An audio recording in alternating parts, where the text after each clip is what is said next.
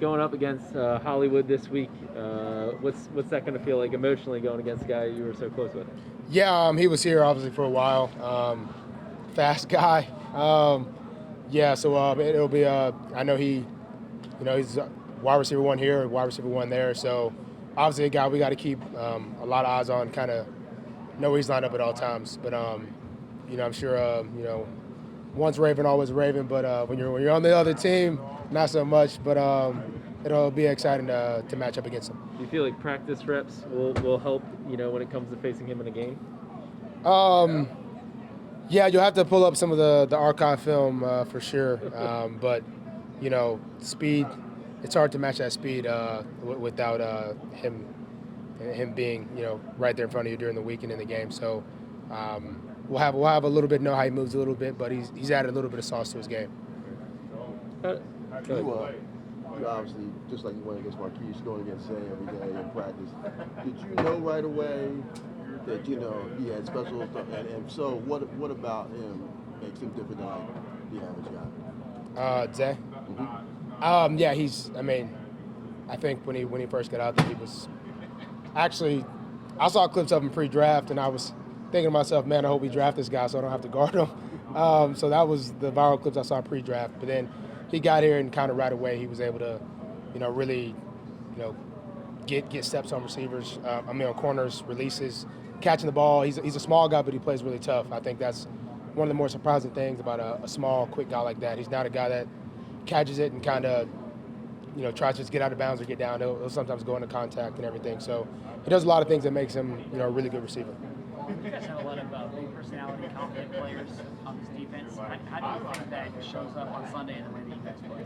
It shows a lot. I think with the guys we got, I was telling Dafe, he's been making it really easy on me and B. Steve. It seems like guys, quarterbacks can't be back there too long. We don't have to cover for too long. Our front's just really getting back there really quick. So the different personalities, I feel like it really all shines on Sunday, especially when you see the celebrations. I love seeing guys celebrate. I love to celebrate myself. So personalities really shine when plays get made. I'm curious, when the defense has that many good games in a row, when you're stacking good performances on good performances, what does that do for a mentality of a defense? It builds a lot of confidence to keep it going. But, we kind of all wanted to shut out this past Sunday. So we're always striving to really be great. I think that's the biggest thing with Mike. It's almost impossible to get comfortable when Mike McDonald's your DC. He, based off our meeting Tuesday, you would have thought we lost by 20. So it's always, and same from Harbs. So it's always really encouraging when you got a head coach, a DC. I know Monk gets it done in his room as well. It's just a full-blown staff that, that doesn't allow you to get comfortable. I don't think any of the guys get comfortable, but if there ever was a chance that they might have, that got nipped in the bud Tuesday. So it's always good to keep stacking good performances. You were a first-round pick, as you say, and a lot of guys are. Is there pressure just that comes with being a first-round pick, and how did you think Zay is handling it?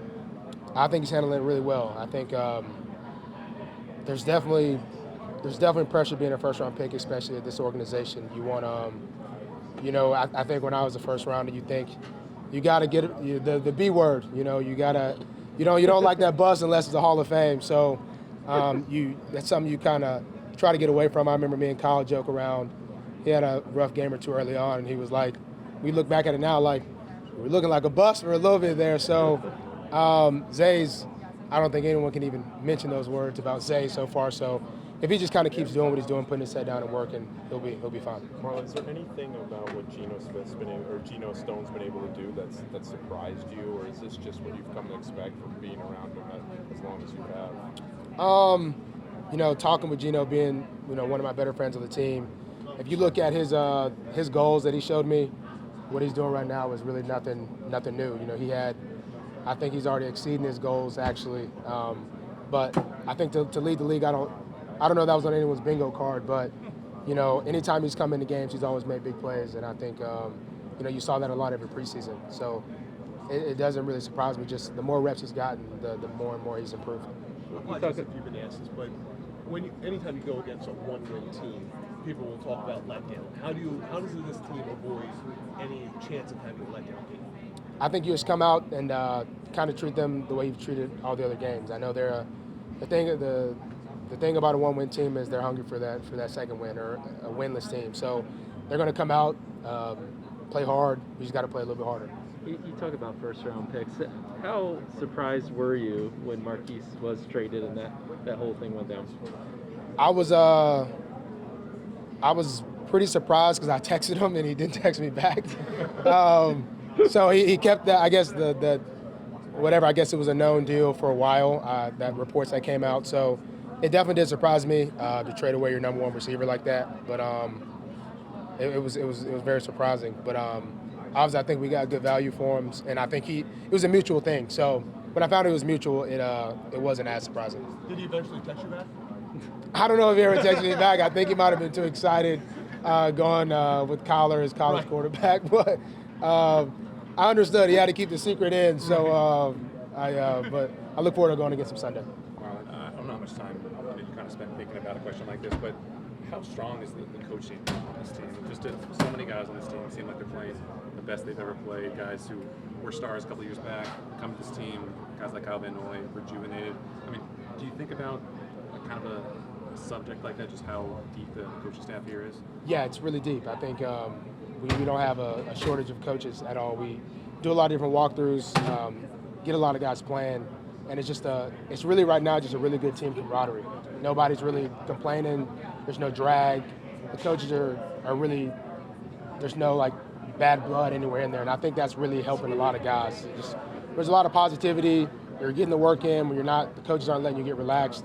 I think people play at their best, and that's kind of something that the coaches have really been on the same page on. It's just let the guys play fast, coach them, don't hold any grudges, and just keep the good chemistry going, and it seemed to work out for us.